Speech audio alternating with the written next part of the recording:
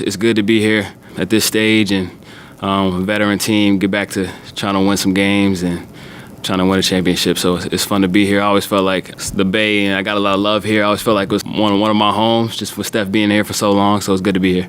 The Golden State Warriors have recently signed Steph Curry's younger brother, Seth Curry, to the team's roster a few weeks ago. Following the conclusion of the Jonathan Kuminga contract negotiations, the Warriors were able to finalize the addition of all the players rumored to be a part of the team for the upcoming season. Seth Curry's situation is a little bit different, however. Firstly, how did it take this long for the Warriors to sign what should have been probably the easiest player to acquire on the roster, considering who the franchise player is? Secondly, considering he's also one of the top three-point shooters by percentage currently in the league, wouldn't this have been something the Warriors should be interested in doing years ago? Seth might have something to say about that. But what's mostly interesting about this signing is, what do the Warriors plan on doing with Seth Curry, and how can he be a part of the Warriors' aspiration to win their 5th championship during Steph Curry's reign? If they do, Steph and Seth would be the second set of brothers to win an NBA championship while on the same team. There are some interesting lineups that could see the Warriors dominate in those minutes with Seth Curry on the floor, who could unlock some of the spacing issues the Warriors currently face. That, at the very least, should make this NBA season the one to watch. Something crazy is on the horizon. Now get ready. You're about to get switched. Seth Curry recently inked a deal with the Golden State Warriors for $3.6 million on an Exhibit 9 deal. While this is listed as a one-year contract, the Exhibit 9 is simply a training camp deal which allows teams to try out different players. At the end of training camp and before the regular season, however, some of these contracts end up getting waived in order for the team to finalize their rosters under the salary cap restrictions. This same restriction prevents Seth from suiting up for any regular season games before November 15th, but we're still almost a month away. Is there any chance we'll get to see Seth Curry before then?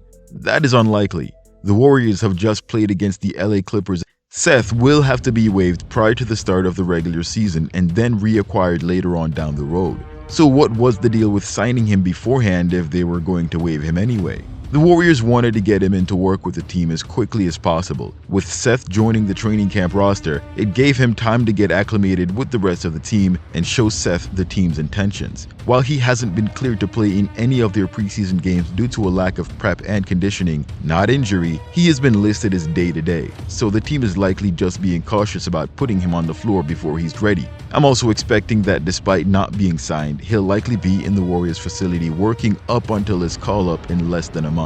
But what kept Seth from signing with the Warriors before this point in his career? The truth is, Seth Curry went undrafted in the 2013 NBA draft, the same draft that let Giannis slip to 15th. With the 15th pick in the 2013 NBA draft, the Milwaukee Bucks select Giannis Antetokounmpo. That was also the same year the Warriors randomly selected a 6'3" guard named Nemanja Nedovic with the 30th overall pick as a result of a draft night trade with the Phoenix Suns.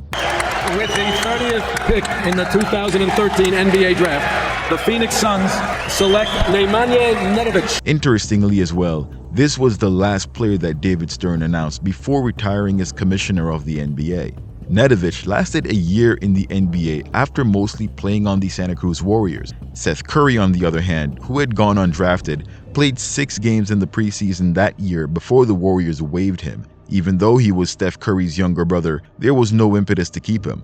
2013 Steph Curry is a lot different than the Steph we know today. Seth averaged just 2 points per game, 1 assist, and 0.7 rebounds while shooting 33% from the field and 43% from distance in 7 minutes, compared to the actual draft pick Nedovic, 2.7 points, 1.5 assists, and 1 rebound while shooting 35% from the field and 20% from 3 in 10 minutes. Both were sent to the D-League for development for about a month before the Memphis Grizzlies decided to take a shot on Seth, who debuted with a 36-point outburst, 6 assists, and 3 rebounds.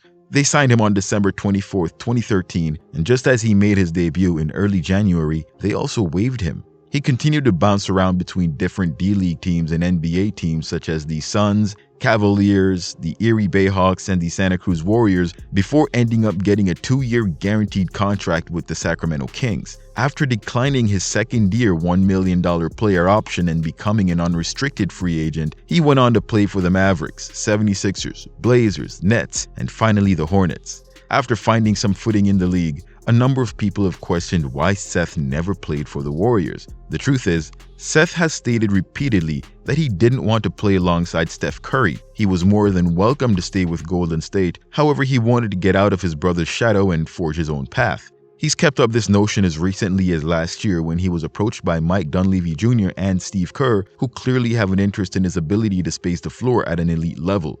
Kerr and Steve and Mike last year and a few years before asked me would I ever want to team up with Steph, because I know I've said it a few times in the past, I don't want to be on the same team, kind of want to create my own path. He's been able to have a successful career over a decade playing in the league as a journeyman. However, at this stage of their careers, he agrees that it's a good time to play alongside Steph.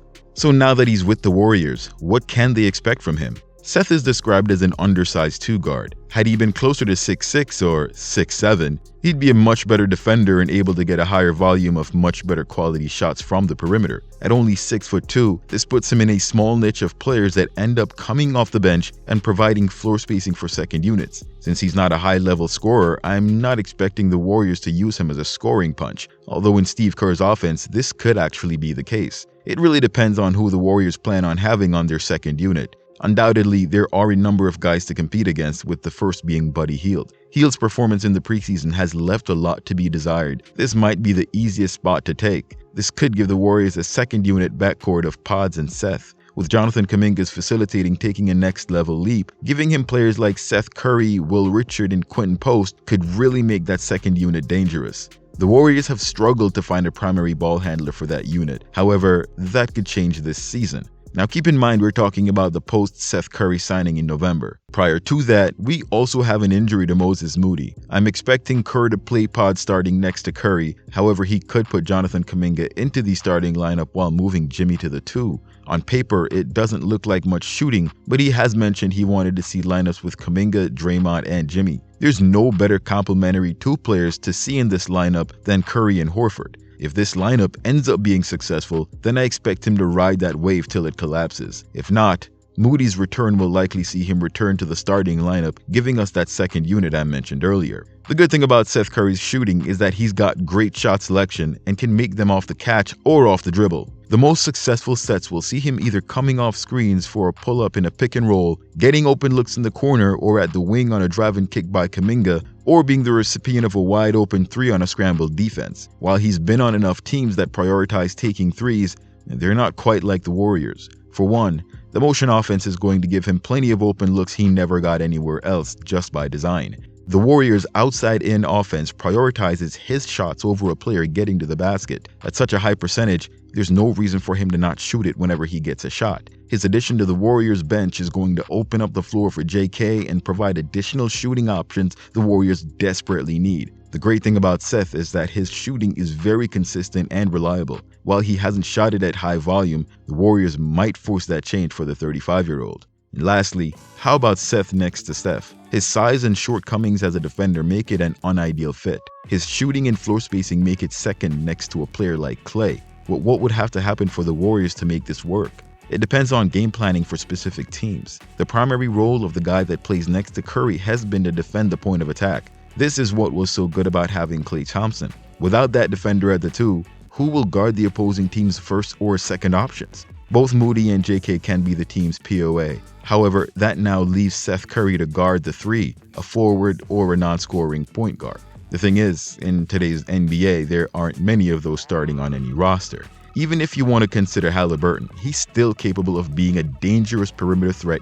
A team with a non-offensive oriented wing or a lottery team might field a player that isn't so great at that end of the floor, and at that point it would make sense to put Seth next to Steph. Teams with most of their talent at the 1 or 2 can be guarded by Moses Moody or Jonathan Kuminga, and those with talent at the 4 and 5 have to contend with Draymond and Horford. This can make for a very inconsistent starting lineup, however, so it might be easier to keep the starting lineup as is to maintain and further develop chemistry while bringing in your bench players, aka Seth Curry, at strategic junctures to take advantage of the other team's weaknesses. Overall, the addition of Seth will give the Warriors options on nights when Hield and Pods can't find the basket.